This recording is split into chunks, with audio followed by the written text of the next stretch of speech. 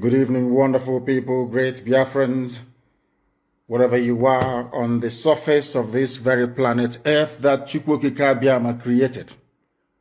On this very day, Monday, the 25th day of January, in the year of our Most High Elohim 2021, with the time now standing at precisely 3 minutes past 7 p.m. in the glorious and blessed land of Biafra, I welcome each and every one of you.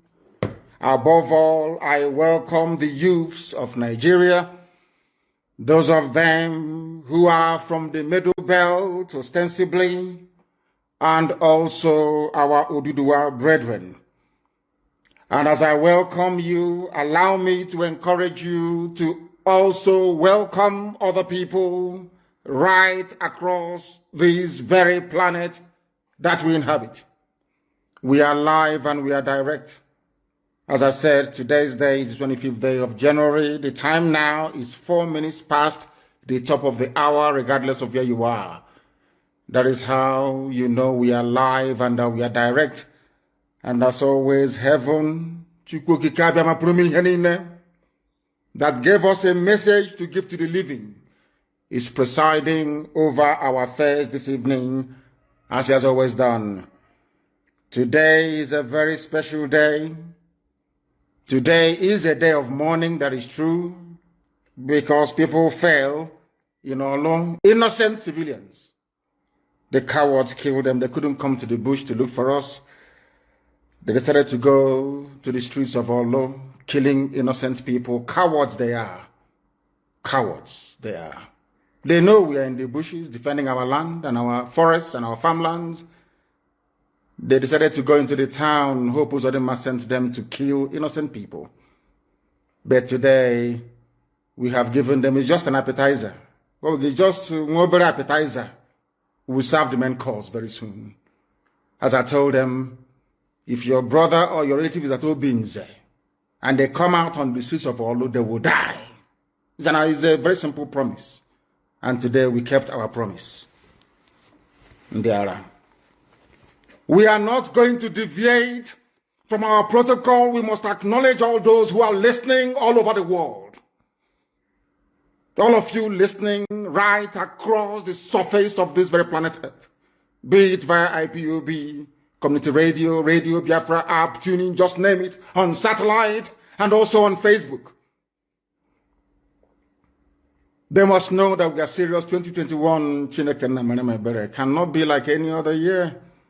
We promised them we have come to die for what we believe in. Now they understand how serious we are. Hope Uzodinma feels sorry for you. Another dead man walking. I will catch we what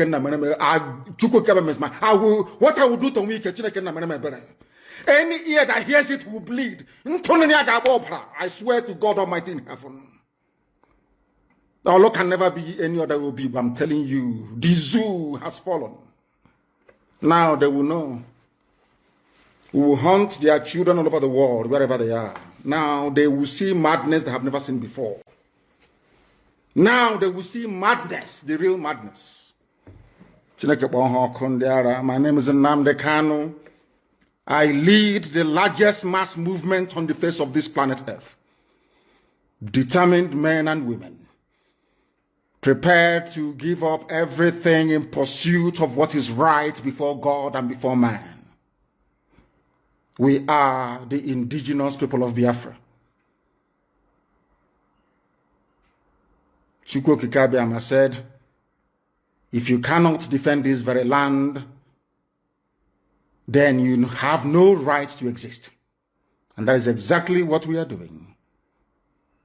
We have come to fight every form of banditry and evil. If you think the army can come to Biafra land again and kill civilians and walk away free, you are dreaming. If they come, they will die. Let us call upon heaven to take its rightful position this very evening. I am going to pray a prayer of David. Because we are nothing without Elohim Adonai El Shaddai that gave us this very mission. The hardest mission in the world is to set Biafra free. The hardest task on this earth. Because most of them are born ingrates. Some of them fathered by Janjaweed during the war, or should I say their parents. Some of them engaged in inglorious pursuit of meaningless wealth. But our job is different. We have been sent by heaven to do that work that the Almighty Himself mandated us to do, which is to set His children free in the center of this very earth, in the blessed land of Biafra, the land of the ancients, the hardest job in the world.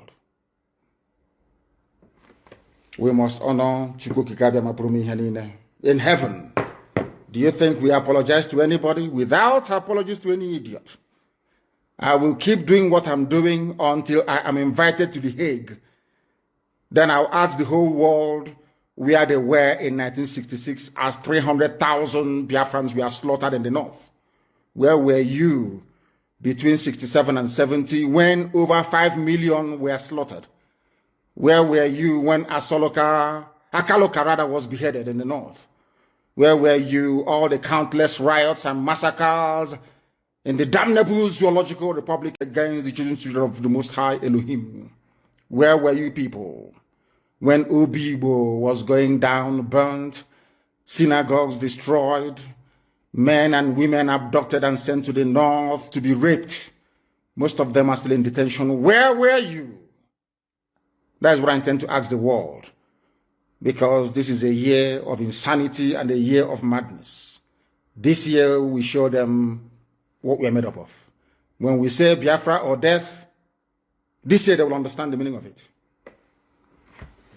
We must pray. Because the whole world is listening, and I especially asked Nigerian youths to tune in this very evening or morning or afternoon, depending on where you are. I'm going to pray in English language. We shall praise thee.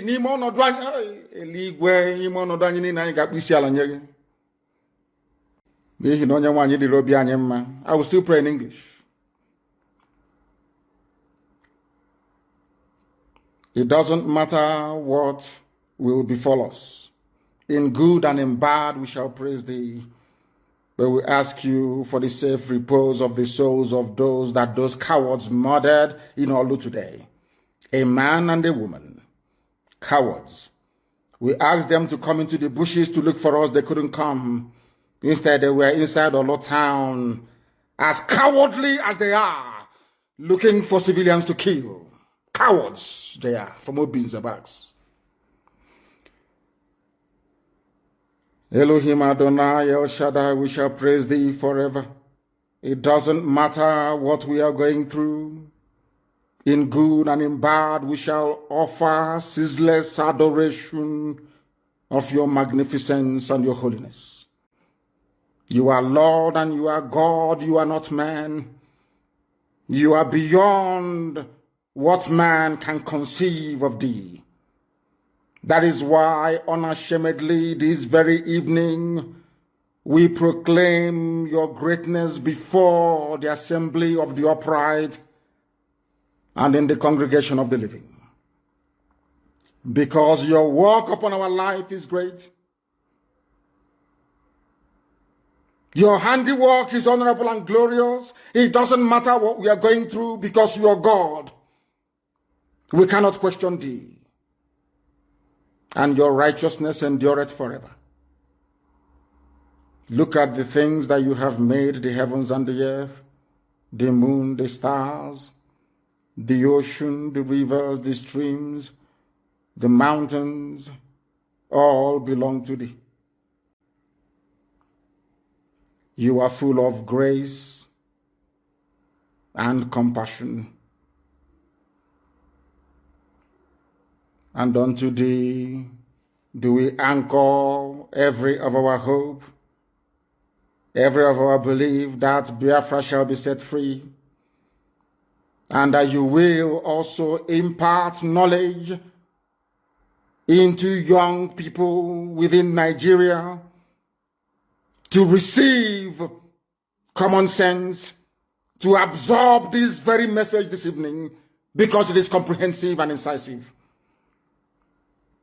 You have shown us your mercy in the past. You will show us your mercy again. We are not asking for what doesn't belong to us. We are doing precisely that which you mandated us to do. That Biafra may come, that Oduduwa may come, and that every other shackled and enslaved ethnicity in the damnable zoological republic will be set free.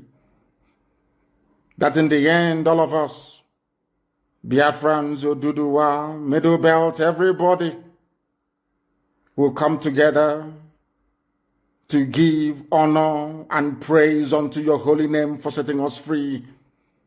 Because this very contraption that Britain constructed was designed to kill, to emasculate, and to render asunder. Only with your help and your grace shall your children be set free. That in the end your name will be glorified, adored, honored, and praised now and forevermore, we pray. He said, if you don't have a pen and paper, go and get one. If you don't have, as I will always advise the Alamajiri, go and get your chalk and your slate. We are in for a marathon this evening. What we are going to, or what we hope to achieve after this very marathon broadcast, is a very comprehensive presentation that will lay bare to the understanding of the entirety of humanity the evil that Fulani Janjaweed is importance for everybody. After this evening, there will be no doubt. What we have cleverly done, or what we intend to do, is that I will post the relevant links and videos on my page on Facebook. So if you are in doubt that Fulani are playing games with all of you, you will go to my page and go through all I'm about to say this evening. They have brought the Atakia once again, but it's not going to work with us. They have tried to use incumbent politicians to do their bidding, but they have failed. Listen carefully. Get your pen and your paper. Very, very critical. Today will be a landmark broadcast, and you'll remember it forever and ever. After this program this evening, I would like our people who are well versed in these things to translate what I'm about to say into different languages, that people in other parts of the damnable zoological republic of Nigeria may be able to follow what we are saying and what we are doing. I want this very program translated into Hausa, into Yoruba, into TV. If Jukun has a separate language, we're also going to do the same for them, to enable people who are dwelling in rural areas to understand our mission, to understand what IPOB is doing, because there seems to me to be a lot of distortion. Nigerian newspapers do not report the truth. They are not objective. This brown envelope journalism of the very worst kind.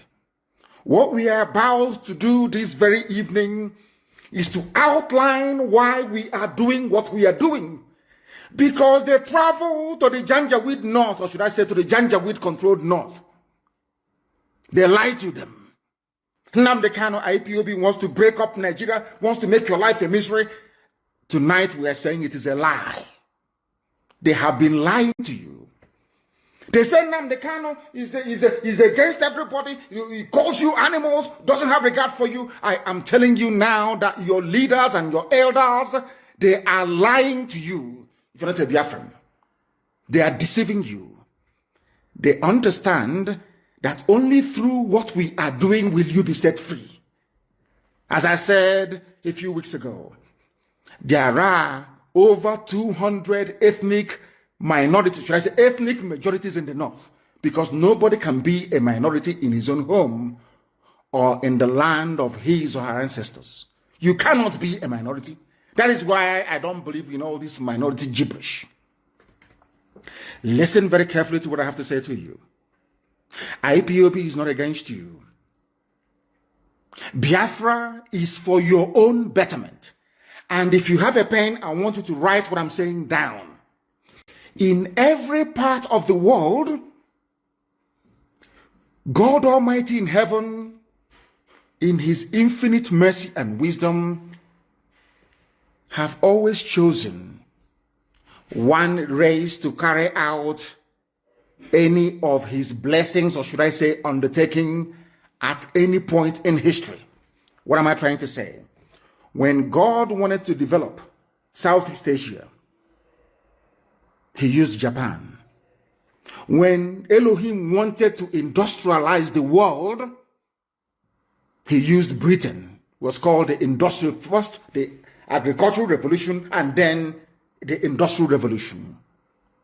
When Elohim wanted to educate the world as to the, should I say, niceties or benefits of social media, should I say, the internet and all the rest of it, the virtual world, so to speak, he brought in the US.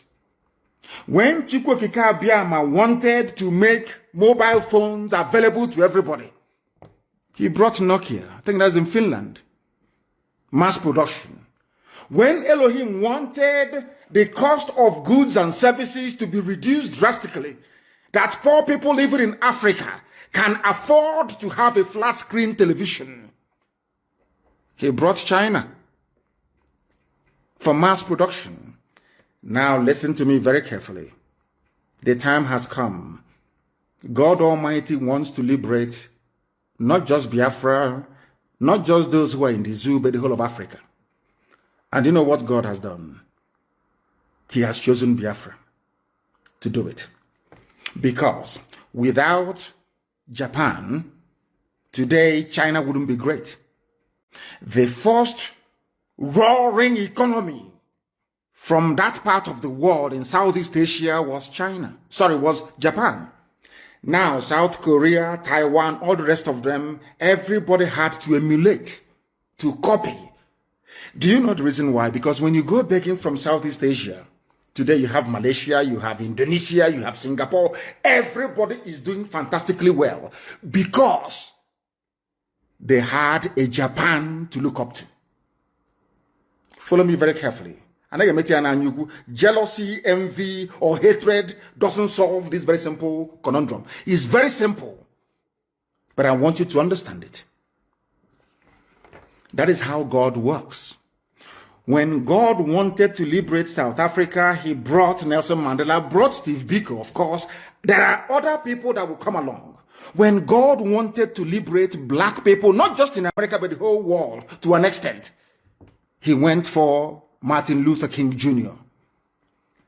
And the person who connived or betrayed Martin Luther King Jr. even slapped him in front of his hotel. I think it was in Memphis. It was a black woman. The fact that you can go to the US today and get a job, the fact that they can go to the US today and, should I say, fly even first class in an aircraft, in an aeroplane, is down to the work that Martin Luther King Jr. did, and also Malcolm X and all the rest of them. Of course, I concede to Prophet Elijah Muhammad. They did a very good job as well. Louis Farrakhan, to an extent, did a very good job. So also did, what's his name again? I've forgotten his name. When it comes back to me, I will tell you. They all did fantastically well. That is why you can go to the US and find a very good job. When it comes to Africa, God Almighty in heaven, in his infinite wisdom and mercy, have chosen Biafra. So Biafra can never ever be against anybody. And let me tell you something. Once Biafra becomes free, everybody becomes free. Those harping on about one Nigeria, or the, should I say, the unsustainability of one Nigeria, are those who are benefiting from it. They are your governors. Remember a few weeks ago, I told you that anytime somebody assumes office in Nigeria, if you're telling them about what would benefit the society or our children unborn, they will tell you not under my watch. Go to what Makinde, the governor of Oyo State, said today. Go and read it. Exactly what I told you a few days ago. That is why the most dangerous person in front of you is a politician in Nigeria. Not the old woman in your village or the tree that is over 2,000 years old. No. The destiny destroyers you have, in fact, in the whole of Africa, are politicians. Because they are evil. They are doing the work of Satan. You may not believe me, but ask yourself this very simple question: which African country is doing very well? Just please explain to me. Is it South Africa? You want to say South Africa? Go there and see what is happening. Or what has been happening since the white people left leadership. Now is the time for us to be free. I want to reiterate under oath, because I am always under oath 24 hours a day. If the oil and gas from Biafra land is your problem, I swear before God Almighty in heaven, on my honor, my life, and that of my family, that I will distribute oil and gas from Biafra land for free to the entire West African sub-region. For free. Do you know why? So that their economies can grow as well. We need people to buy our goods and our services. Why do you think America gives grants to people all over the world? Why do you think the EU gives grants? Even China gives grants to everybody. Even Australia. Why? Because poor people cannot buy Range Rover. Do you understand it? They need to help you inadvertently to grow your economy so you can have the spending power to buy the goods and services that they produce. It is called common sense. It is not stupidity. I can assure each and every component ethnic group in Nigeria today, this evening, all those of you who are listening, all those of you who are watching and listening, that Biafra will not abandon anybody. We want all of you to be free.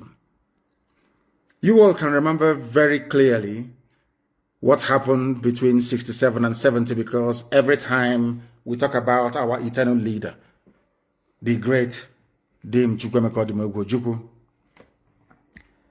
Why I am doing this program this evening is not to allow what happened in the past to repeat itself. Ojukwu did not declare Biafra because he wanted to. Ojukwu went to Aburi to negotiate for restructuring. And he succeeded in negotiating for a restructured Nigeria back to regions.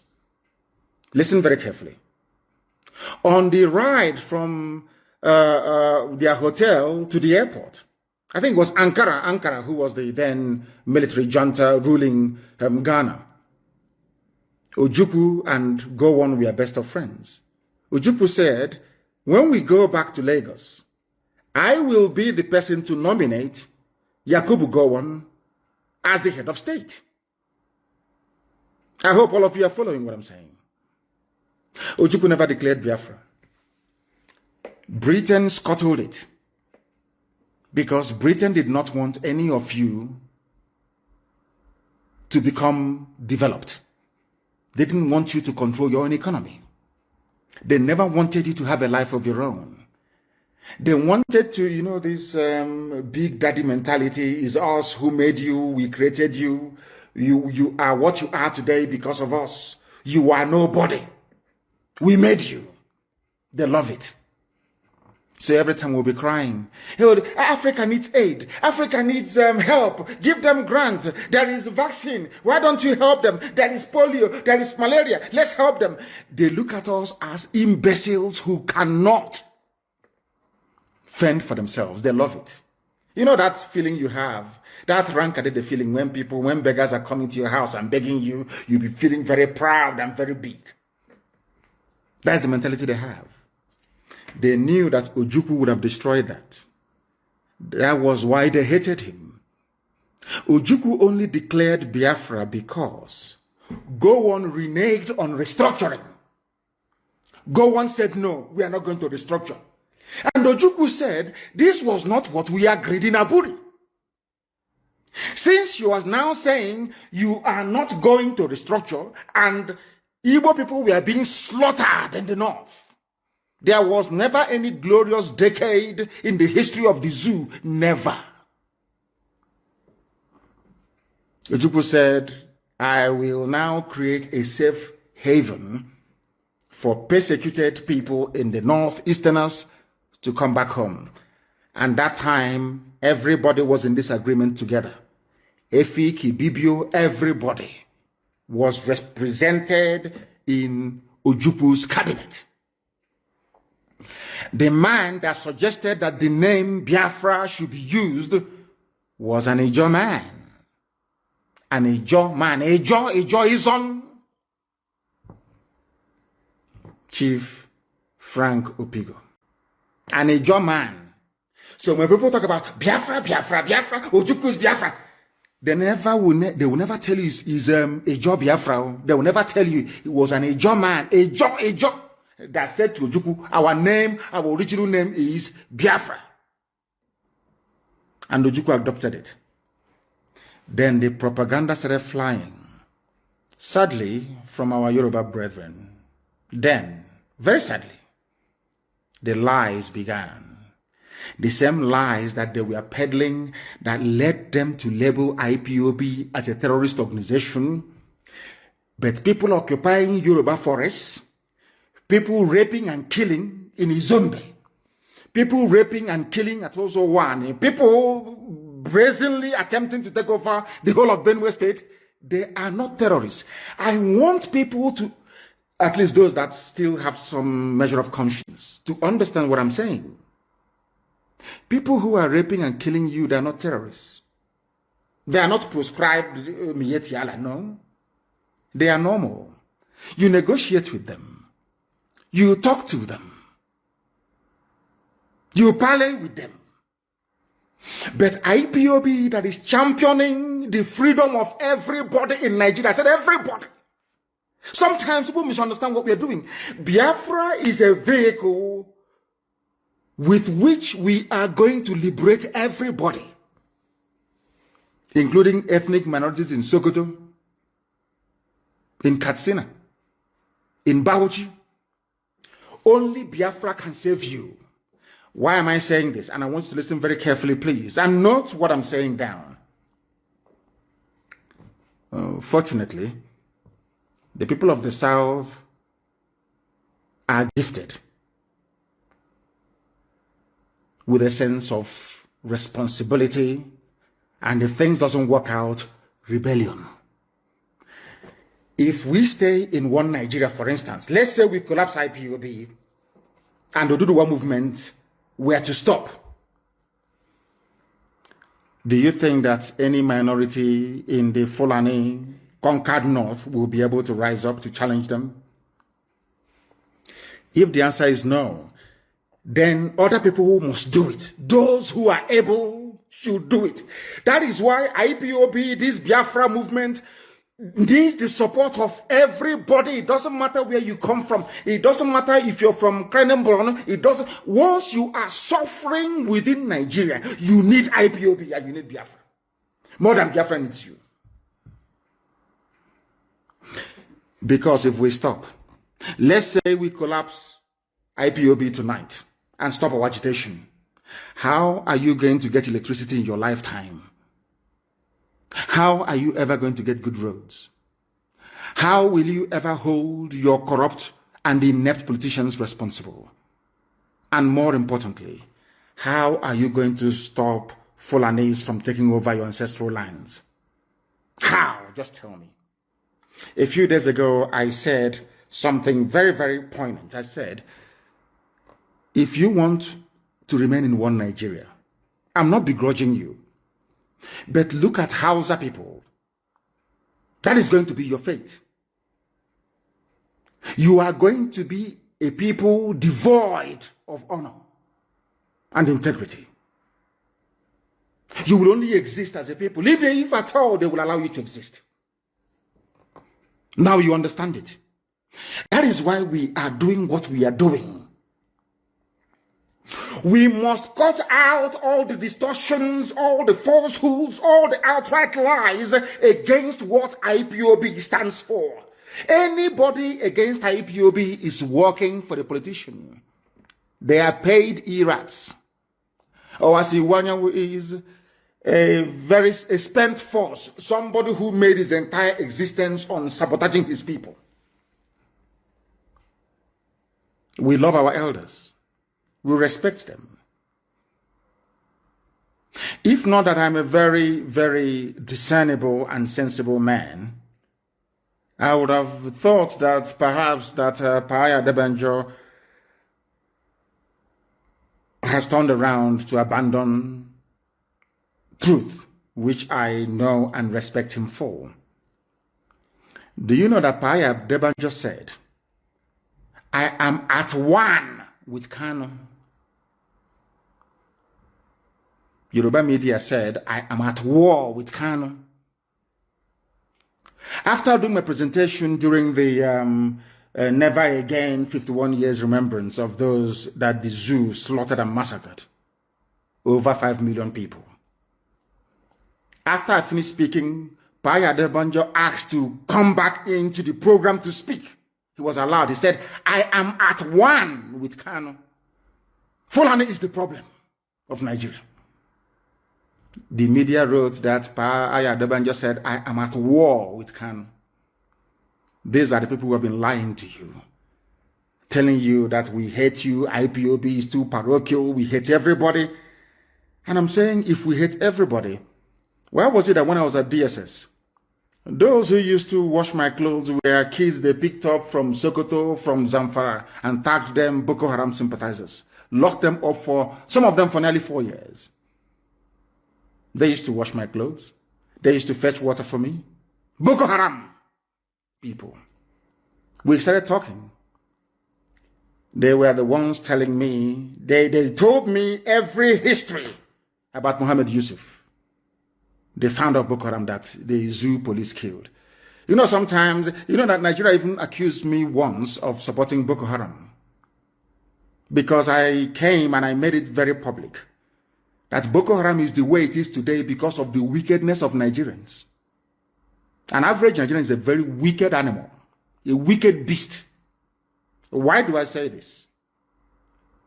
When Muhammad Yusuf was agitating for referendum, some of you don't know this, the Boko Haram founder was agitating for referendum in the northeast. The Nigerian police killed him. That was why they turned violent. But when you discuss the history of Boko Haram, people will say they're terrorists, they're this, that. But it was the Nigerian state that inflicted terrorism on these very poor people. That was why they took up arms. That is a fact. Castigate Boko Haram all you like. Cast aspersions all you like. Say whatever you want to say against them. It was your docility. You were there. Nigerian police went and killed a man that hasn't killed anybody. Today they're holding El Zagzagi. Holding him. Tomorrow now, when El Zagzagi dies in custody, and another front will be opened up with Shia Muslims in the north, all of you will start yapping as usual, terrorist group, terrorist. But now that El Zagzagi is suffering injustice, all of you are quiet. The only time I'm speaking the truth, you know me, I speak the truth always. I don't give a damn who is upset or who isn't. Have you noticed something? The same thing now that Yoruba media is saying that, of course, I love Sunday Igboho very well. He's doing a very fantastic job, and I will keep supporting him. Do you see the way the Yoruba media are reporting their own people? Do you see how they're writing about every second, every minute, every second, every minute? Because he is Yoruba. And the media in Nigeria is controlled by Yoruba people. And now I'm asking myself, what is the difference between what Sunday is fighting for, what Muhammad Yusuf was fighting for before they killed him, and what Nnamdi Kanu is fighting for? No difference. Follow me very carefully, please. I'm not saying that I condone or tolerate the excesses of Boko Haram bombing and killing people. I completely reject and condemn it. But there is no difference. Yoruba will never promote anybody outside their tribe. They are journalists I'm talking about. Never. Because somehow they feel that the coming of Biafra will somehow disadvantage them. I don't know why. Or is it because somebody somewhere is desperately trying to become the president of the damnable Zoological Republic? I have no idea. But I want you to pay attention this evening. Ask yourself this question. What is it that Sunday Iwoho is doing that is different from what IPOB is doing? What's the difference? They will say, oh no, because he's not advocating for the breakup of the country. Because we see a million miles ahead than any other person. Why am I saying this? Do you know when Ojukwu saw that only restructuring could save Nigeria? Only restructuring. 52 years ago. 52 years ago. 52 years ago. I want the world to understand that this is a gift that God gave to Biafran people. The gift of vision, to be able to see things before they happen. And I am very glad to say, and with every sense of humility, I hasten to add, that I also possess the same gift as Elohim gave to our eternal leader. I have the same gift. I need you to understand this very, very carefully. I also have the same gift. And you ask yourself this very simple question. Why was it that something Ojukwu saw, not did he only say it, he negotiated for a restructured Nigeria what do I mean by 50? 54 years ago, 53, 54 years ago. Only now, they are now asking for the same thing. 54 years ago, they killed 5 million Biafrans because of it. The same thing they killed 5 million Biafrans because of, now they are begging to have it. And the thing is, why must all of us be begging Fulani for restructuring? Why must all of us be begging them for referendum? Why?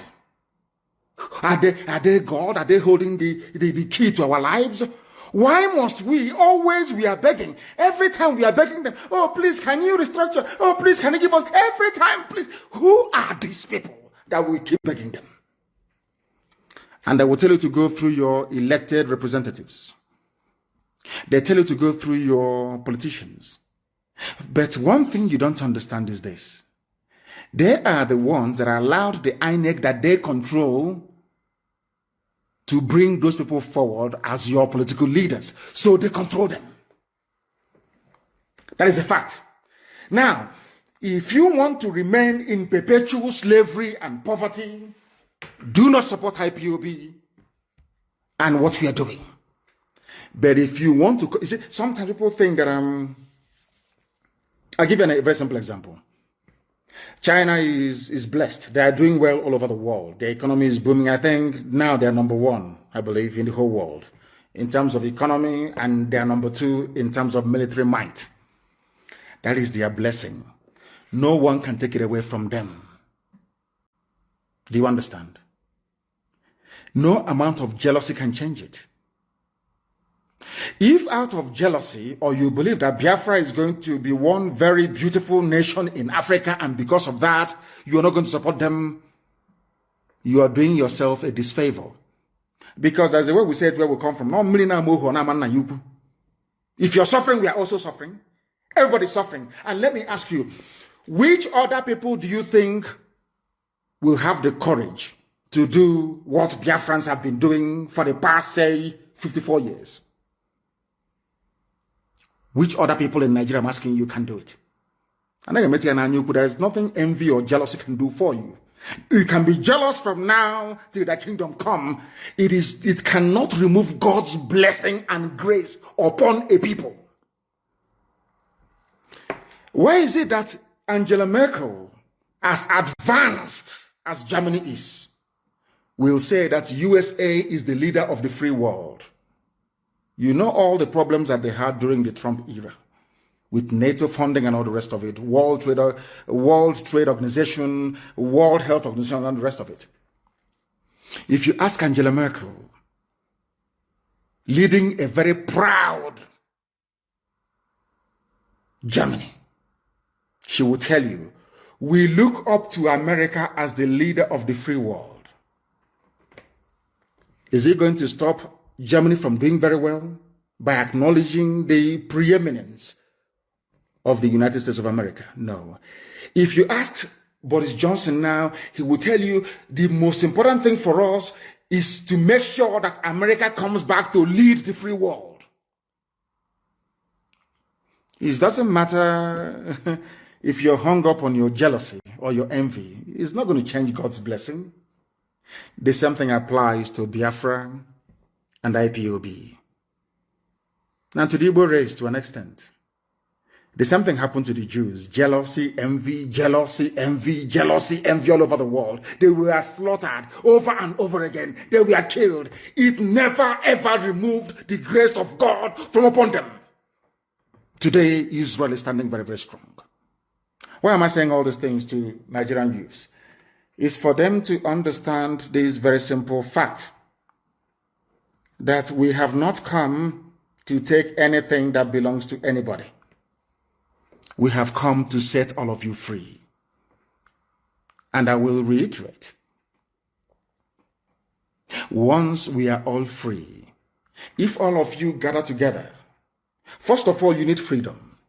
You know, what I find astonishing about the likes of people who should know better, like Wole Soyinka, that were advocating for sovereign national conference until Obasanjo came, a Yoruba man became the president, and they forgot about it.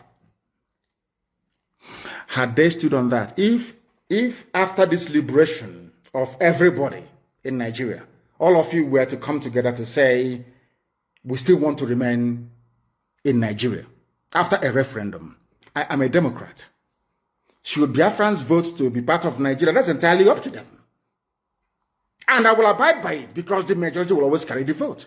And for some of you who are afraid, they will dominate us. Hey, Biafrans everywhere. Igbo people, they have shop in Lagos. They have in Ibadan. They are doing well in Kanu. They are doing very well in Meduguri. They are doing very well in Yola.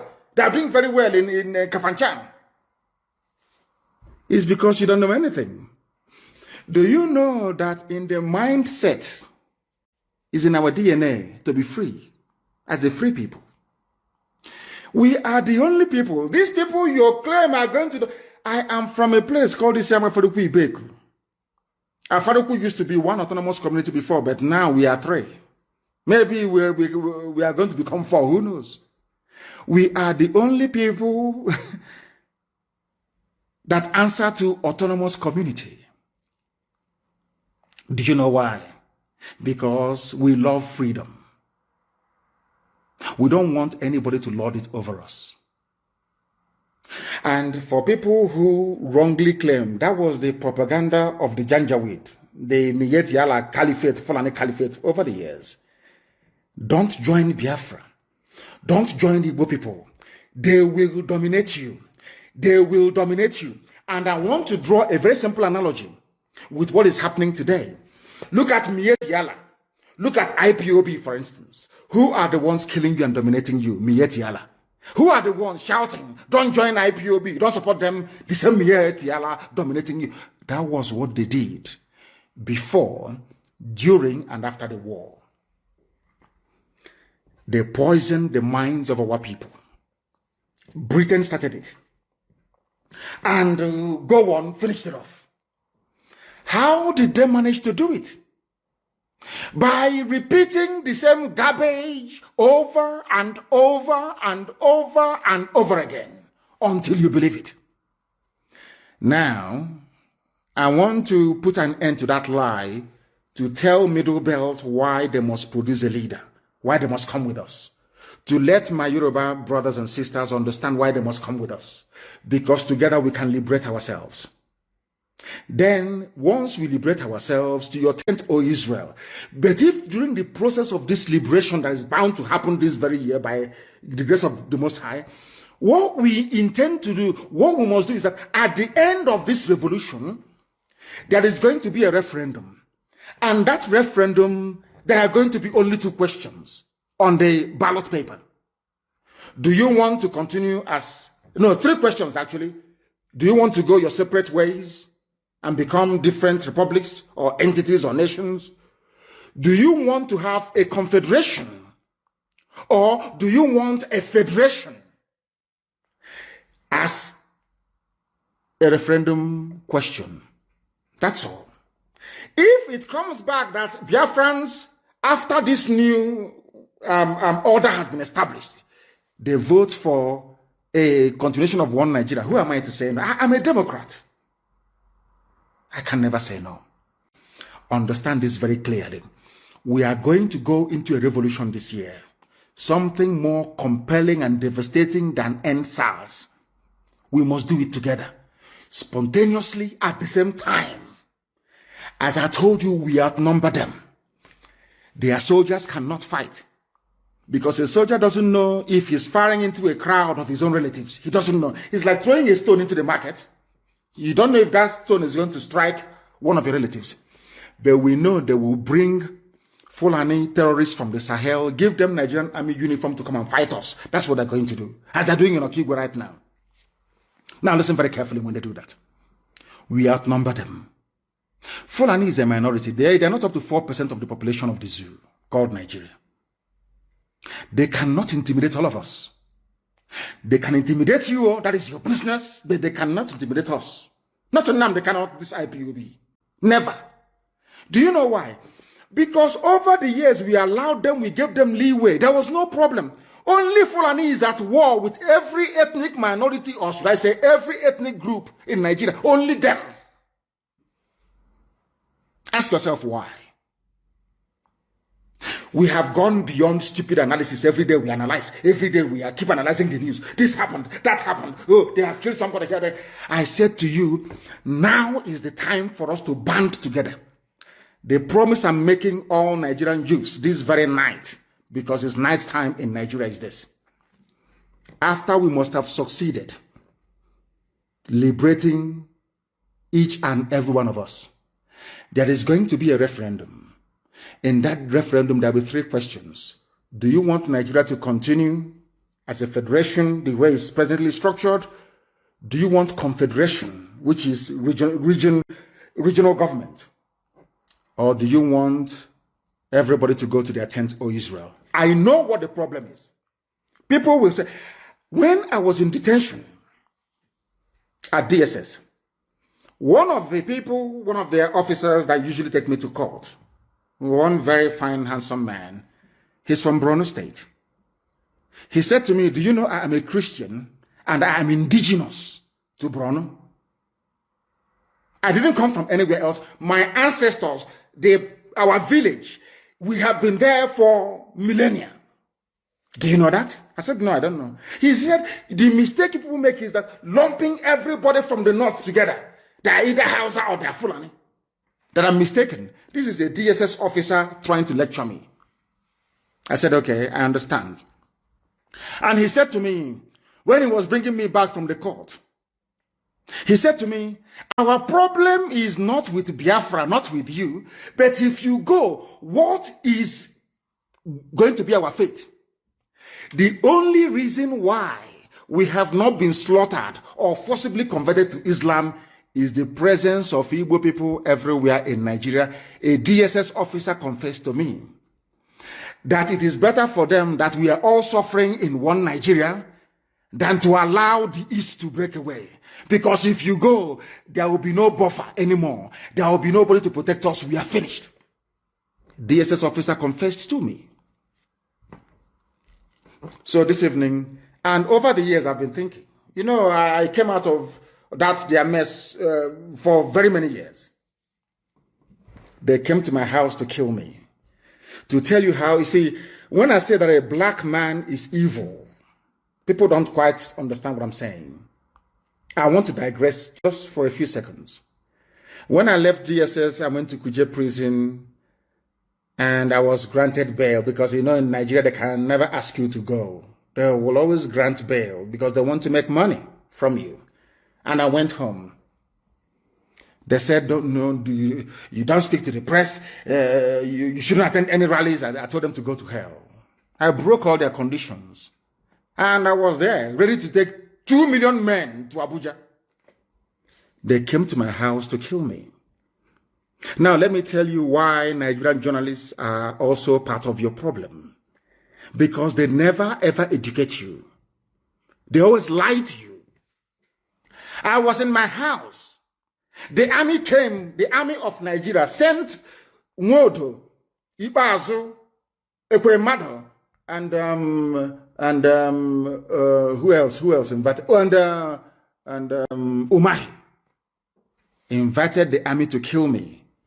Do you know the reason why? Because I refused to call off the governorship elections boycott in Anambra State in 2017.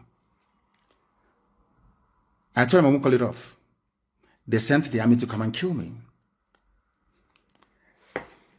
Punch newspaper editor, the owner of Channels Television, every major newspaper, Vanguard, everybody knew that I was in my house preparing to go back to court, and they came to kill me.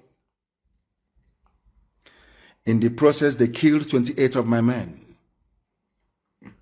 As a result of the trauma suffered, my parents died. Next month, a few weeks' time, will be the anniversary of their burial, because they were buried on the 14th of February of last year. My mother and my father died as a direct result of the trauma that they sustained resulting from that very attack. Do you know what happened? Nigerian newspapers, they have seen the video. They saw the army scaling the walls of my house to come to kill me. They went to court. Buratai gave editors of Nigerian newspapers money, Yoruba editors mostly, to say that I jumped bail. Do you know, that very day I realized that there is a level of wickedness in the soul of a black man, that is why black people are poor all over the world. I never knew. That day it occurred to me that black people are patently evil. I was in my house, sleeping in the afternoon, having siesta, and the army came to kill me in my house. By the grace of God, I survived it. Somebody, a human being that went to school with conscience, had the temerity to say that I jumped bail, that I am a fugitive, when they came to kill me, which means that those Yoruba newspaper editors wanted me dead. Do you see how black people reason? Do you see how they think?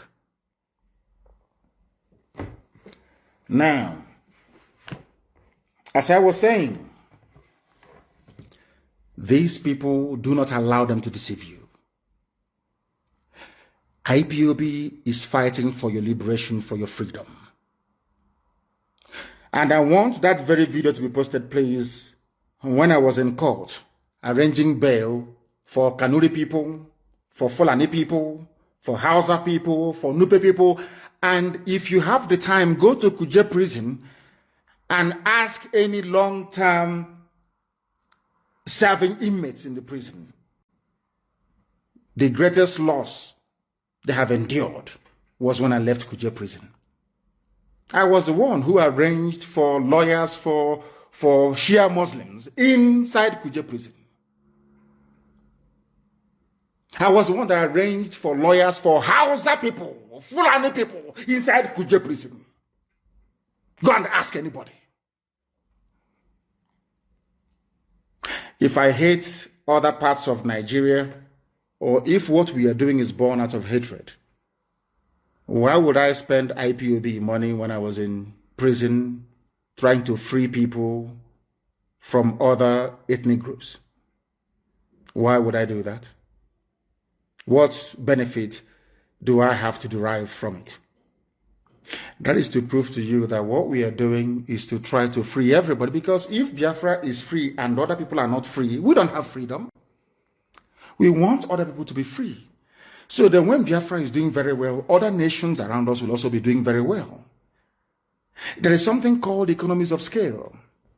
That is why I believe that anybody who is a student of economics, you can never be jealous or envious in your life. In fact, if you attended Government College Omo as I did and studied factors of production at Form 3 or Class 3, you can never be jealous in your life. Have you seen any Omahian being jealous before? So these people that went to all these mushroom comprehensive schools in the bush, they don't know anything. Have you seen anybody who attended maybe King's College Lagos or DMGS Onitsha or where's this one again? CKC Onitsha for that matter, or Nike Grammar School or Methodist College Uzakole, or maybe Hope Warden Institute in Calabar or Stella Maris in Iguacha, or maybe Africa Grammar School in those days. Do you think they have time for jealousy? Because at Class 3 they teach you something in economics, factors of production. And after that, they say that for you to do very well, all companies or factories producing the same item, if you are sited in the same place, that's why you have industrial parks. There is something called economies of scale. Although you're doing your own business, making your own money, but the fact that you are all together doing very well, there are spin-offs, there are some things you gain from one another. Maybe not directly. It's called economies of scale. That is why, after the Second World War, America poured so much money into Germany that they were fighting. They fought Germany. The war ended like today. From tomorrow, they enacted what was called the Marshall Plan and gave so much money to Germany to rebuild the German economy. Do you know why? Because they know that Germans, they have scientists, they are hardworking people. It is in the interest of America that Europe is doing very well. It's only in Africa that when you see somebody doing well, you want them to die. Because you're black, you're primitive, you're evil. Let me tell you why it is good for other people's children to do even better than your own children. Because you don't know the disease or illness that may afflict you tomorrow. You don't know if there is any medicine available to cure that very illness. And you know the funniest thing, you don't know if this your neighbor that you're hating on, or this Biafran, or this IPOB member that you hate, you don't know if it is the child that will find or invent the medicine that will cure you. I've preached this thing before on Radio Biafra. That is why abroad, when you don't send your children to school, your neighbor will call the police. I told you this before. And one day, I was living at a place called St. Philip's Road in East London, in Hackney. And I asked the woman, why did you call the police? Is it your business? The woman said, I have arthritis. There is no cure for arthritis. We only manage the pain. I don't know if this little boy that this woman is denying access to good education is the one who is going to invent the medicine to cure arthritis. Shamefully, I went back upstairs. It reminded me of what I read in school, economies of scale. If Biafra is free, all of you will be free. If all of us are free, then we enjoy the genuine benefits of freedom and democracy. That is not obtainable in the zoo called Nigeria.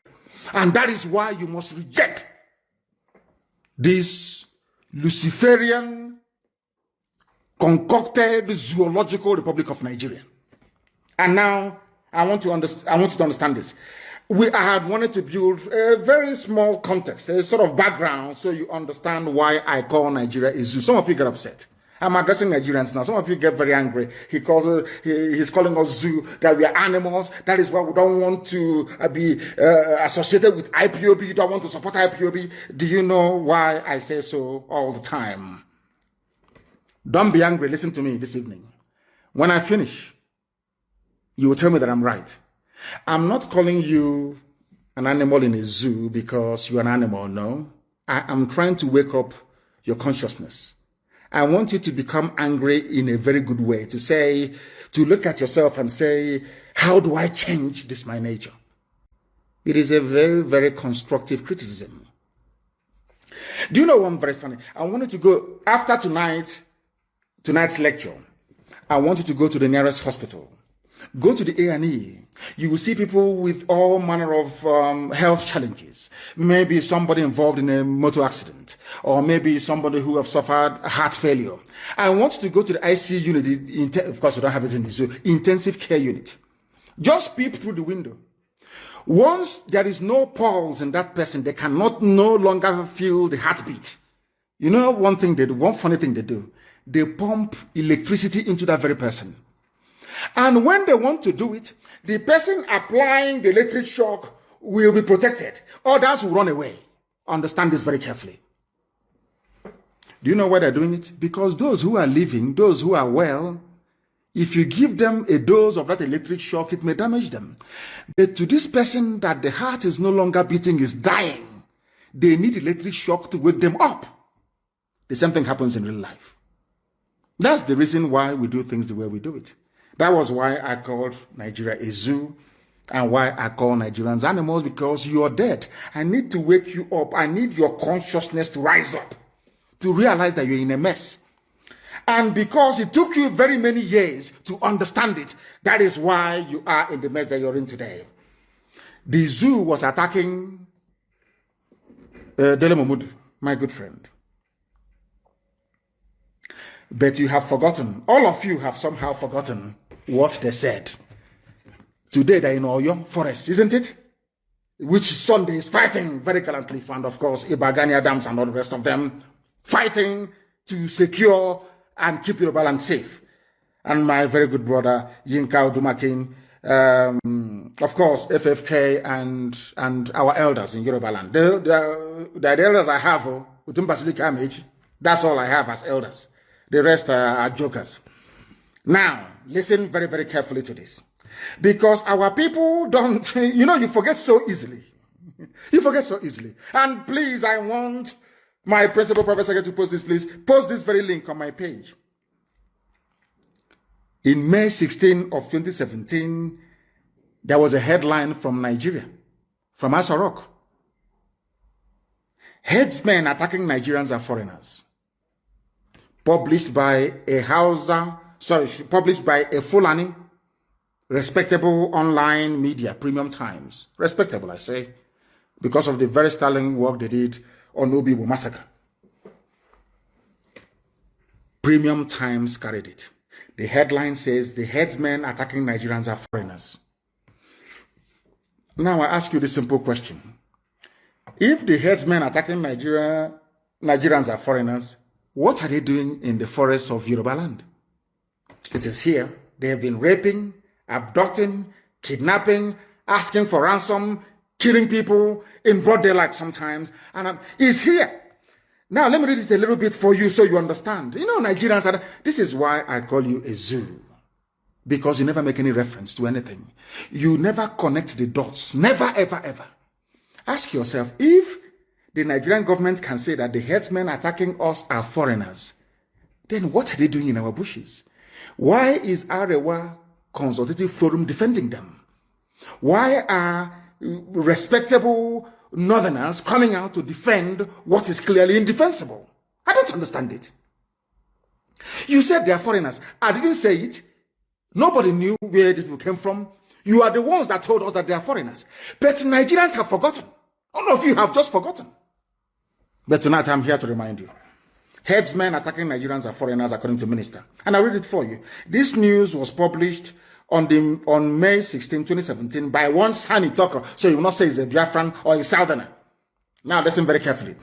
The Nigerian government said on Tuesday that most of the herdsmen carrying out attacks across Nigeria are foreigners. They have now accepted that Fulani people are carrying out attacks across Nigeria and that those Fulani people are foreigners. Then you're asking me to give land to foreigners. Now, let me even ask, if these people are coming across the northern borders with their AK-47, who allowed them to come in the first place? These are sensible questions we expect sensible people to be asking.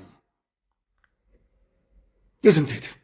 Now, my question to Nigerians tonight is this. Why are you not asking these questions? You people came out and told us, the minister said, these herdsmen attacking us are foreigners. Why then should we give them land for Ruga? Why should you forcibly take over our forests and our ancestral lands to harbor people who are from the Sahel, not even Nigerians, so according to them? Now, having dealt with that very question, and I want you to bear that in mind, please. Why then are you paying Miyetti Yala to stop the killing? If they are foreigners, as you claim they are. Why then are you paying Miyetti Yala to stop them? That goes into, I told you that Fulani has a grand plan to settle their people in your homes and in your villages. Some of you are shouting, one Nigeria, we want to get security, the unity of our country moving forward. You have just signed your own death warrant because they are in it together, including your so-called presidency. This is what they do very well. It's all takia. Everybody knows that. They deceive you, they cheat you. Today they say, oh, we apologize to the residents of, apologize for what? You should, implicit in the apology, in Oyo and in Ondo, means that they carried out the attacks. Why are you apologizing for the attacks carried out by these primitive people from the Sahel if you're not part of it? And by the way, why are you apologizing? Shouldn't you be in jail for killing people? For killing the daughter of Fashoranti? Shouldn't you be in jail? What is an apology? Now, they apologized in front of the governors and in front of the police commissioner of Oyo State. Yes, our dear sister Ngozi. And by the way, thank you for not arresting Sunday, because you would have gotten yourself into very serious trouble. Now, ask yourself this question. Somebody came out and said, we apologize for killing you. Is that what should be happening? Shouldn't they be in jail? Shouldn't they be in prison for killing people? You see why I call it the place a zoo, honestly speaking. And Yoruba newspapers just carried the news as if nothing happened. Oh, they have apologized. Apologized for what? For killing people? Apologized for raping people? Apologized for vandalism? Apologized and that's it. I'm scared. There is a level of docility that people will possess, and you begin to worry for them. People came to Yoruba land and killed people, and they said, we apologize, and that's it. And that's it. Unbelievable. Now, listen very carefully. This video that, I don't know if Dele Momodu played this video actually, was a video that was played, or should I say, published very many years ago, about what is happening in the zoo. And I'm going to play it for the whole world to understand, so that they can know the truth about what Fulani has in store for you. You don't know it, but we do. We are not fighting for Biafra for the sake of it. We are fighting for Biafra so we can escape from Nigeria before what is to come becomes. Now, listen to this very carefully. Not from me, listen. But as you're listening, bear it in mind that they told also that these people killing us are foreigners. Under their watch, they let them in. That means that the borders of the north is not working. That means that the immigration department is not fit for purpose. They have no shame. Please listen to this. The federal government, led by the Minister of Interior, Abdurrahman Dambazo, met with the Miyetti Allah Cattle Breeders Association of Nigeria in Kebbi State, offering them the sum of 100 billion naira over 2 years to stop the kidnapping in the country. The meeting lasted over 4 hours on Friday as negotiations dragged on, with the association initially asking for 160 billion naira. The minister said that the strategy was part of the steps needed to tackle insecurity in the country as prescribed by the Economic Community of West African States, ECOWAS. The herdsman crisis has risen since 2015 after Muhammadu Buhari became president. Their rampage has spread not only in the north but also throughout the southern zones of the country. The killings by the herdsmen has led them to be tagged the fourth most dangerous and deadly terrorist group in the world by the World Terror Index. The Acting Inspector General of Police, Muhammad Adamu, who was also at the meeting in Kebbi State, added that over 1,000 people have been killed and many more kidnapped in Kaduna. However, he said that this intervention was necessary to bring the criminals to book. The Kebbi State Governor, Atiku Bagudu, said hosting the meeting in his state shows the seriousness of President Muhammadu Buhari's administration in tackling the security challenges in the country. Are you following? They gave Mietiala 100 billion and they're denying it. This was independently reported by Roots Television. The clip is here. The governor of Kebbi State also spoke about it. Do you know the funniest thing? The person that told you that it is foreign nationals who are committing the crime is the same man that hosted Mietiala and gave them 100 billion, Dambanzao, Fulani. The president, Fulani. The governor of the state where the meeting was held, in Kebbi, Fulani. Are you listening? Are you paying attention? Do you see how they have been playing with you, telling you insecurity is everywhere? Because they know they have come to take your land from you. And there is nothing you're going to do about it. This was why they wanted to crucify Dele Momodu. Because of this. Because of this, they wanted to kill him. They were saying it's a lie, but it's here, reported neatly and cleanly, and please post this on my page, that people may go and view it over and over and over again to understand the mess you are in your so-called one Nigeria. Nigeria is like, I don't know what it is, it's like, it wasn't a cage. I'm telling you the truth. And what are their plans? I will tell you in a few seconds what their plans, what their overall strategy is, what their plans are for you. Why are they paying Mietiala to stop the killing if it is not Mietiala that is doing the killing? Very simple. These are the things I expect investigative journalists to go into. Ask is a simple question. If Mietiala is not carrying out all these killings, why are you paying them 100 billion naira? What for?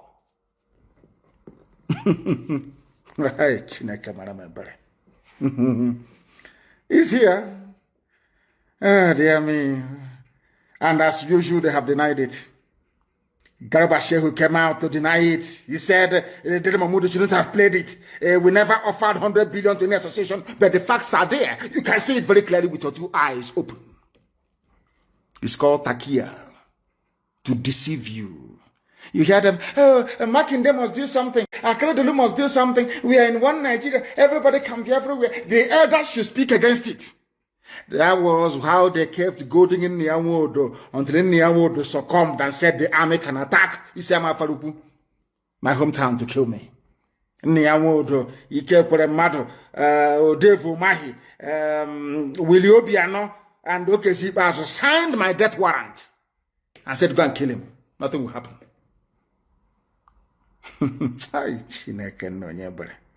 Lord have mercy. Let's continue. They asked Garba Shehu, did your government, your Fulani government, of course Buhari is dead. If you say Buhari is alive, then that means you need to see a brain surgeon. Your brain is not working very well. Why did he give them 100 billion? This is an absolute falsehood. In all of those meetings, I have confirmed that in any of those meetings, nothing like money was discussed. All of the issues were about the involvement of the leadership of this group in getting them to prevent upon their erring members, and there are many. Now, Garba Shehu is saying that it is Mietiala that is killing people. Garba Shehu opened his mouth and said, Mietiala are the ones killing people. That's his response earlier yesterday. Because we wanted to attack Dele Momodu. See how they're playing with you. It is Mietiala. It is not. We gave them money. We did not. The same Mietiala that was negotiating the release of kidnapped school children just a few weeks ago. Do you see how they are messing up with your brains? And they need to keep you occupied. They know how you reason. They know that you want money. They know you are very hungry. They know you're very desperate to also own a house in Dubai. What do? They dangle 2023 in front of you, telling you it is the turn of your village. Yo, don't worry, 2023, you come to Abuja, you start enjoying. You too, you can have private jet. Don't worry, that is it, 2023. Don't worry, we are in your forest, yes, we know. But there is killings going on, yes, we know. But please, forget that. Think of 2023. They know how you reason. They are very clever, you know. Oh, Fulani, aye, dear me. They know how to deceive you. And they have willing tools in Yoruba journalism. Yoruba journalism is as poisonous as a very corrupt, desperate politician. Very, very poisonous. Very poisonous, I tell you. It was Yoruba media complicity and duplicity. That is why their forests are being occupied today. Because what goes around comes around. They never knew that by helping these Janjaweed Caliphate suppress freedom fighters, they themselves are opening up their land for occupation. They never knew it. It's common sense. Today everybody is suffering. Garuba Shehu said only a few days ago, no, just yesterday, that it was Mieti Allah carrying out the killings. Has anyone suggested that Mieti Allah should be I don't know, proscribed? No. When they kill you, they apologize to you. But IPOB, that did nothing. They want to tag a terrorist group. That is the mind of a black person. It is here. The evidence is right in front of us. But Nigerians are too gullible, and I'm asking Nigerian youths tonight, do not be gullible anymore. Do not be gullible anymore. Stand up and say that we have had enough. And when we call you to come out on the streets to protest, just do it. And you have your freedom in your hands. They kept denying, oh, we never gave money to Mieti Allah, but I want to read another news for you, and please publish it. I want you to publish it on my page, the link to this Guardian newspaper publication. Foundation sues government over alleged plan to pay Fulani herdsmen 100 billion to stop kidnapping. They want to pay them 100 billion to stop kidnapping. Now, let me read that for you. The incorporated trustees of Malcolm Omirobo Foundation has filed a suit against the government of Nigeria over alleged plan to pay Fulani herdsmen 100 billion to woo them to stop kidnapping and banditry in the country. Fulani are the ones doing the kidnapping. Fulani are the people doing the banditry. It is not profiling. They have maybe Britain advised them 2 days ago. Start using the word profiling. You know, it's very sweet. We are not profiling anybody. We are telling you the truth. You set up all these terror groups to advance Fulani hegemonic interests right across length and breadth of Nigeria. That is what you're doing. And we are calling you out. And you don't like it. That was why you tagged IPOB a terrorist movement, to try to silence us. But God Almighty in heaven had other plans. It is here. Vanguard publication. Confirmation that Fulani people are the ones doing the killing, and they are the ones paying themselves to stop killing their so-called fellow Nigerians. And Governor Makinde is saying, we are one. Let us stay in peace, because he doesn't want his security votes to be threatened. That is black people for you. Black people for you. Now, there's another news. Coming from the same Fulani group. I want you to pay very serious attention, please. Coming from the same Fulani group. This news was published on May the 10th, 2019. A Fulani group warns Nigerian government against compensating Mieti Allah with 100 billion. Please post the link on my page so the so-called Nigerians can come and see what has become of their lives. How they are deceiving you. Even a Fulani group. Sequel to reports making the rounds that federal government is offering the Miyetti Allah Cattle Breeders Association of Nigeria the sum of 100 billion. And remember, when Garba Shehu was asked, why are you giving them money? He said that Miyetti Allah is a legitimate stakeholder in the country. Have you forgotten? Garba Shehu, go and Google it. Garba Shehu, you just Google Miyetti Allah, a legitimate stakeholder in the government of Nigeria, you will see it. The same Garba Shehu. When he was asked a few years ago, now he has changed. We never gave them money because they think they are talking to fools. They think they are talking to idiots. This very group is called the Gan Allah Fulani Development Association of Nigeria. They want the government not to give this money to Miyetti Allah.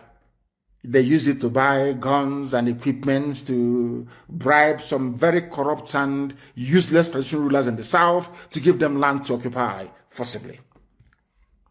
Are you following?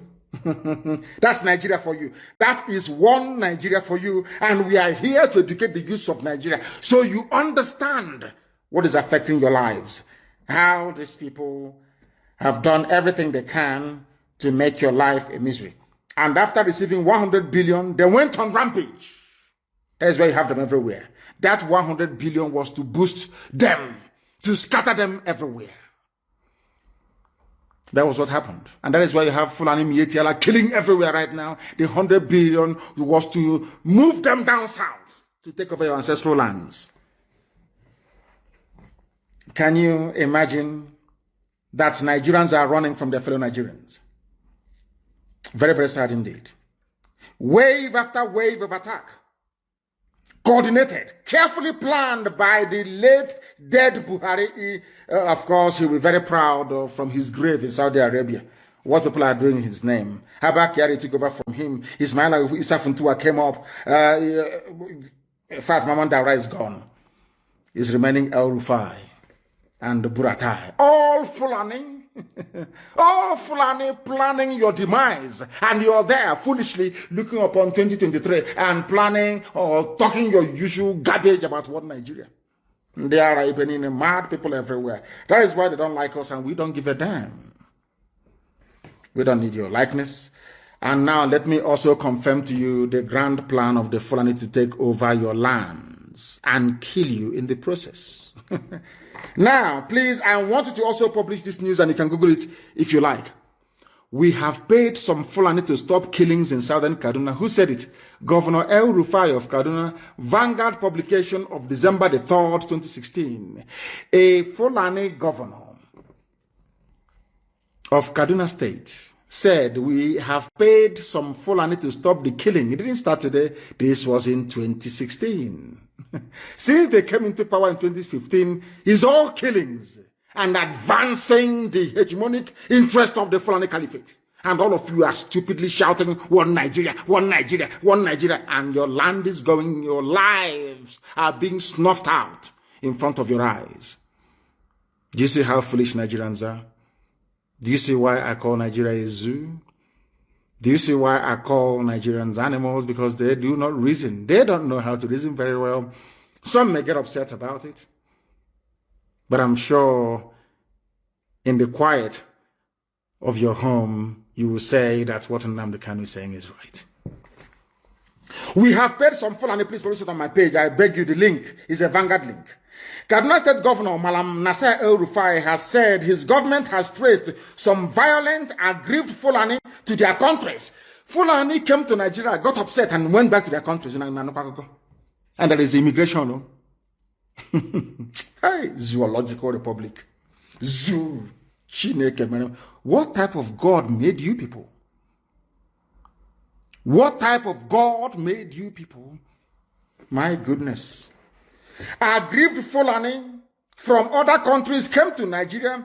We have gone back to their countries in Mali, in Senegal, in Niger, in Chad to go and pay them to stop coming to Kaduna to kill people. Can you believe such rubbish? They are not terrorist groups. Nobody prescribed them. But Yoruba media, right, prescribe and write about IPOB. Yet killers are allowed to come in and go out of Nigeria at will. They come in as bandits or as herdsmen, and they leave as multi-billionaires. They go back to their countries when the money, they go and tell their people, do you want to make money as a Fulani man? Go to Nigeria and start killing. And they come and they settle them. Zoo. Unbelievable. Listen carefully tonight, oh. You must pay attention.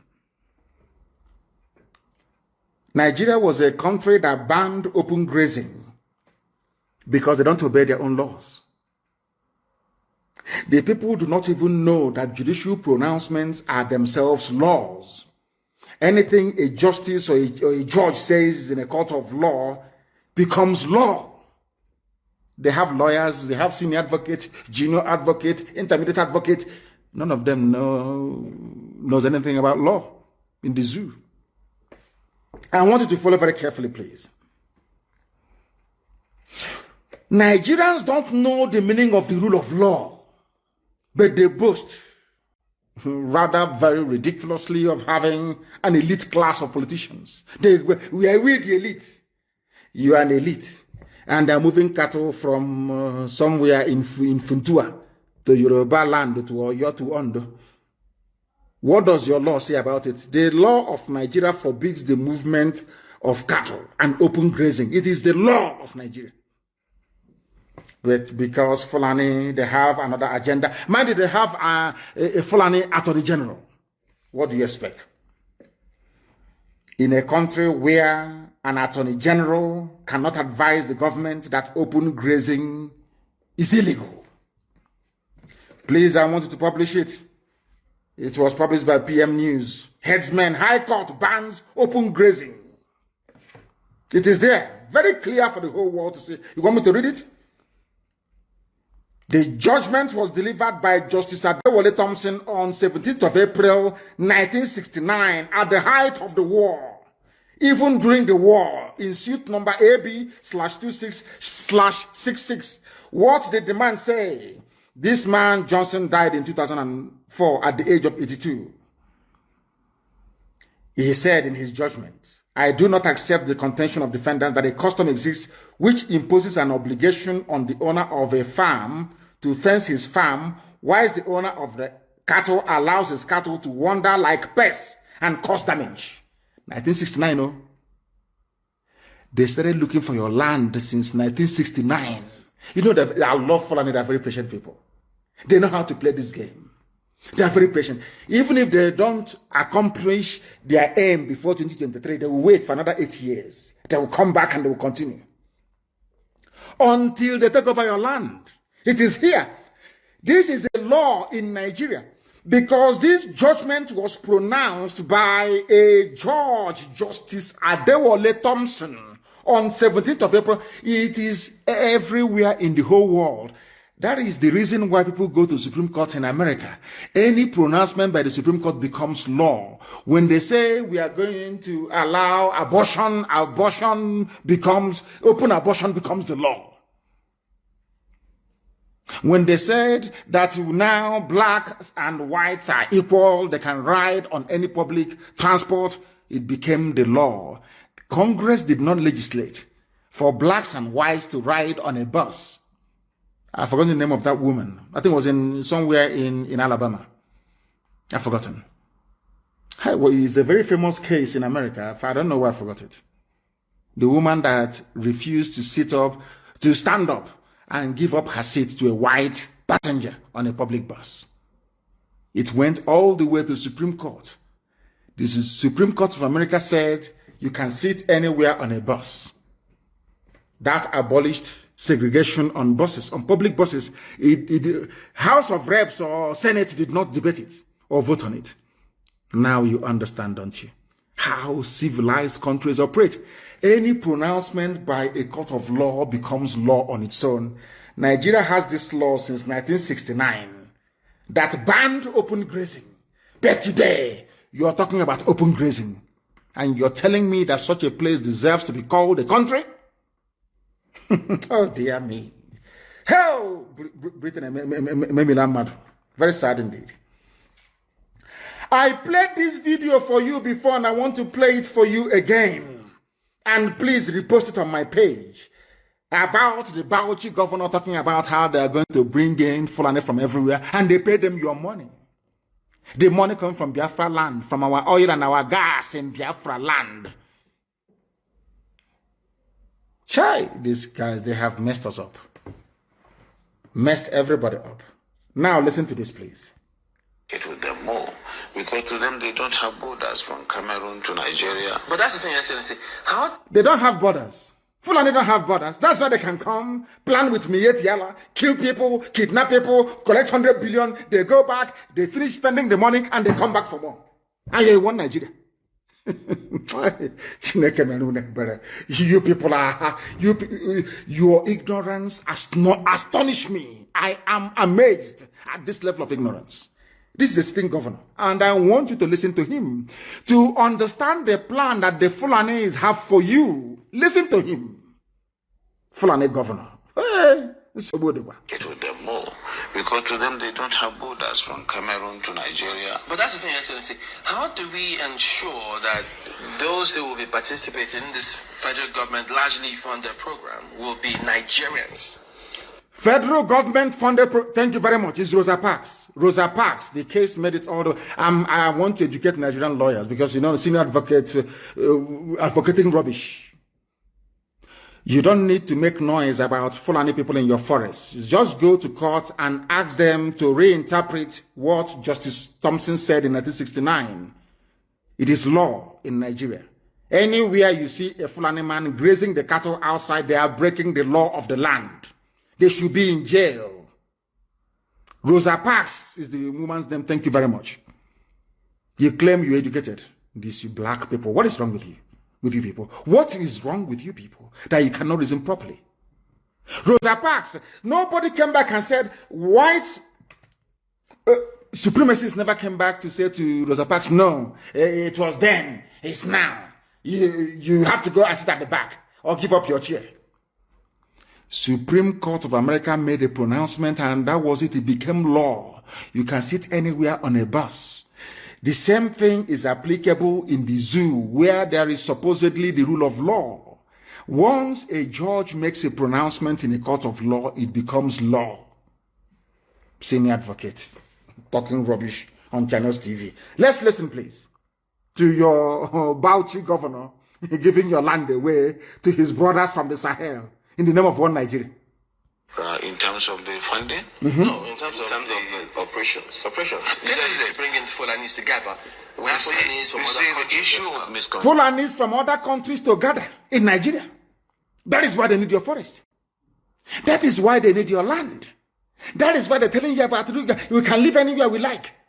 The person living anywhere he likes, where is he from? Is he from Niger, from Chad, from Senegal, from Gambia, from Mali, from Burkina Faso? Where are they from? And now you can say it.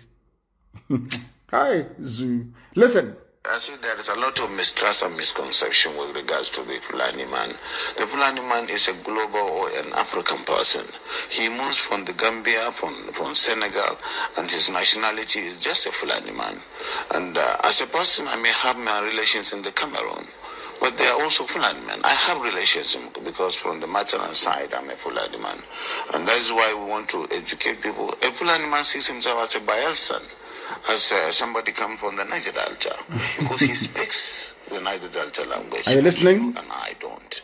And of course, we would have to just take this as part of our own heritage, something that is African, and that we cannot just close the border and say the Fulani man is just a Nigerian. Close border and say Fulani is only in Nigeria. There are Fulani elsewhere. They want to come and see their brothers in Nigeria. And you are talking about one Nigeria. One Nigeria. One Nigeria. Very, very sad indeed. One Nigeria.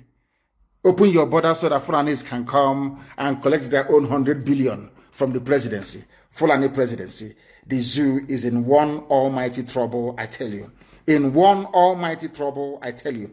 And that is why this very broadcast is very, very pivotal. Very, very important that it goes out to the rest of humanity. I warned all of you. That is the most funniest thing of all. I warned you many times over. many years ago, but you never listened. My joy today is that people are beginning to come round to our position about the prediction, or should I say, what we said would happen should you make the mistake of putting Fulani Janjaweed in power. Those from Yoruba land that voted for APC, how far you are now paying with your forests and your farmlands. You are now paying with your lives and your blood. Very, very sad. Now they have now gone through another, should I say, trick of blowing up tankers everywhere and telling you it is a tanker explosion. The way they write about it. There's a tanker explosion at the Navy. Please post the Navy one. Let people see what Fulani people are now doing. They use their cattle to destroy your crops. They murder you if you come out. Now they are blowing up every marketplace they know they do not own. The latest one is at Navy. Post the video for the whole world to see. And I wanted to talk about Nyawodo and how he has come round to his senses. But I believe that by now, that juju they did to him, his eyes have now cleared. Post that. I don't know if we have the video of Nyawodo. Please, I want you to post it. If you have it, of Nyawodo sounding like a miscreant, shouting and getting angry because of the same thing that I was saying a few years ago, and he connived with his friends to come and kill me. Very, very sad indeed. And the Miyetti Allah will always win. The Fulani, they always win. They say they're having a meeting with Governor Orlu and other governors to douse the tension because they have now apologized. You can allow them to remain in your land. Very, very sad indeed. Very, very sad. And this is a place where all land in Nigeria belongs to Fulani. Miyetti Allah dares Governor Orlu. The link is there. Please post it for the whole world to see. All land in Nigeria belongs to Fulani. Oh, we can live anywhere we like. We are Nigerians. That is why Fulani will keep, because once you are locked into Nigeria, Fulani can do whatever they like. But to break Nigeria into pieces, they can no longer do whatever they like. That is why they need you in one Nigeria, so they can take your land over. The news is there. This same terrorist group, the fourth most deadliest terror group in the world, is now saying that the whole of Nigeria belongs to them and they will take it. With this level of docility, they will take it. But not the land of Biafra. Not the land of Biafra at all, at all, at all. What we are seeing today is, you know what Ojukwu saw 50 years ago? They said, Ojukwu is a rebel. Let's go fight the rebels. In Lagos, let's go fight the rebels are there. Let's go fight the rebels. The rebels have been defeated, or they have said the rebels. What the rebels saw 54 years ago, you are now begging Fulani to give to you. What would have been very difficult, aligning with Ojukwu to get the restructuring that you wanted in 1967, 68. Now you are begging Fulani and they're saying no to you. They want one Nigeria, one federal government of Nigeria where they run everything. And so to make it easier for them to take your land. You are now today, you are begging. You are begging. And that is the reason why this evening I'm asking the Middle Belt to please rally round a young, vibrant leader in the Middle Belt to champion your cause. We will work together to make sure that we set our lives free. Very, very important. Because Nigeria is the only place in the world, considering what they came to do in Orlu today, where the military, tasked with protecting the citizens, are actively engaged in the destruction of lives and properties. That's what Nigerian Army does very well. That's what they're doing. They know that ESN is in the forest. They know where to find us if they want to, but they prefer to be in the town killing people. And hope Uzodinma brought them. And I hope that all of you are aware of the consequences of the actions of Hope Uzodinma, a 419er from Lagos, a thief and a criminal, that the Janjaweed imposed upon you people. Very, very sad indeed. And in that same zoo, rather than being in the north and fighting the bandits that they created, the people that abducted 8 orphans from an Abuja orphanage, you people are not ashamed of yourselves. When are you going to rise up to say enough is enough? Forget NSAS. There must be a revolution. When a Yoruba female preacher was killed Nothing happened. Nothing happened. There was no compensation. But Arewa Consultative Forum, they have the guts to say that people who are killers should be compensated. That is Nigeria for you. That is Nigeria for you. I mean, in the past, people used to say that it was an Igbo man. Igbo man, you know, they very cleverly pointed you to an Igbo man, pointed you to IPOB, to Nnamdi Kanu, people for you to take out your frustrations on, whereas they are busy colonizing you, not even colonizing, subjugating you in your own land. That was what the Fulanis have done very, very cleverly. It is only now that our brother Bayo Oluwasomi is now saying that Fulani have now launched a genocidal war against the Yorubas. What goes around does invariably come around. And even in Ogun State, the Fulani herdsmen are still brutalizing people and shattering the jaws of women. And who are the people responsible for this reign of terror in the name of the diseased and dying one Nigeria? In a country where the Fulani is a minority. History will always repeat itself. Buhari came in 1983 and destroyed lives and killed people. He was overthrown, thankfully, by Babangida. And in 2015, you people brought him back. And I managed to publish the names of those who are responsible for the, should I say, the mess that Nigeria is in today. It's on my page. You can go and read it. But there is something that I want to point out this evening, because it seems to me that my friends in Yoruba media, they know the truth, but they know how to dance around it. You know, they say that these, you know, Makinde has been paralyzed by fear. Paralyzed by fear. The Janjaweed got to him. He said, Governor, that's what they do. Oh, do you want to stay there? Do you want to continue staying there? Then do something. Do something now and protect Fulani. We are all one Nigeria. That's what they always do. That's why Makinde came out to start talking rubbish. But the Minister of Youth and Sports Development, Mr. Sunday Dare, has advised the Oyo State Governor, Sheyi Makinde, to be more proactive and decisive in handling the situation in his state. That's what they do. Once you go into power, you are in power. You don't want anybody to actually interfere or interrupt the flow of money in name of allocation coming to you.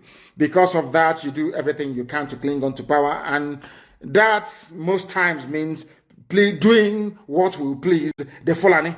And that is why Yoruba forests today have been taken over by Fulani Janjaweed. And in the north, the same bandits that came from Niger Republic, from Mali, from everywhere, these are Fulani, they are giving them hillocks, vans and vehicles and millions of naira. They call them repentant bandits. Even the one from Ouagadougou, he's in Abuja collecting his hillocks and billions of naira in your one Nigeria. That is why if you remain in Nigeria, you are going to die. You are going to perish. And that is the reason why we do what we do. We want to save you. We want to make your lives better. We want to make sure that you enjoy the benefits of freedom the same way that we wish upon Biafran people, not just in Biafran but all over the world. That is why we must join hands together. That is why there must be a revolution, and that is why everybody must support IPOB in what we are doing, and that is why we must bring the zoo to an end, to let the people decide. As Modo was screaming and backing and saying that their 1999 constitution is evil, who is going to rewrite it? Is it not the people? Because if you keep quiet, Fulani will come up with even a worse version of that very constitution. I preached it before, and I'm sure somebody posted it or commented upon it yesterday. Go to that constitution and you will see the mess that your lives are today is as a direct result of a constitution written by a Fulani man for Fulani people in order to dominate you. That is why everybody must rise up and be part of what we are doing. That is why everybody must rise up and support what IPOB is doing. And if you have a relative in the Nigerian Army and they are busy killing innocent people on the streets, know that there will be a payback time for them. We will not forgive. We are not going to lament. I'm not going to complain or cry. You went to Orlu, you killed people, and you did this and you did that. Anything you do to us, we are going to revenge. I'm saying it live so that the whole world can hear me. That thing you want, you're going to get it. And there are a few special announcements I would like to make. There are new USA National Financial Secretary, Mrs. Latina McPeters, and also our Asset Recovery Officer is Dr. Nelly Ofebu. The rest will be put in place. And please, we must note that we have 4 independent regional coordinators in the United States of America, and the names, rightly so, are Central Regional Coordinator, Pacific Regional Coordinator, Eastern Regional Coordinator, Mountain Regional Coordinator. They are all independent. We must make this very, very clear, please. And you also know that we are doing a very fantastic job, and our land is safer today than it was yesterday. That I can assure you. The zoo will try everything they can to intimidate. That it is in their nature. But we are not going to capitulate. We are standing very tall and very firm because the land of Biafra must be protected at all costs. And that is precisely what we are doing. And with that, we have come to the end of our presentation this very evening. I thank you all for listening, and I'm sure you have noted down very important and critical points for you to research at your leisure. Or you can come back to my page to go through all the links and the videos that we have published to prove to you irrefutably that the Fulanis are out to conquer, to subjugate, to kill, to pillage, and to drive us away from our lands, and we're not going to allow it. Once again, thank you very much for listening. From me, from here, with every love in my heart, it is good evening.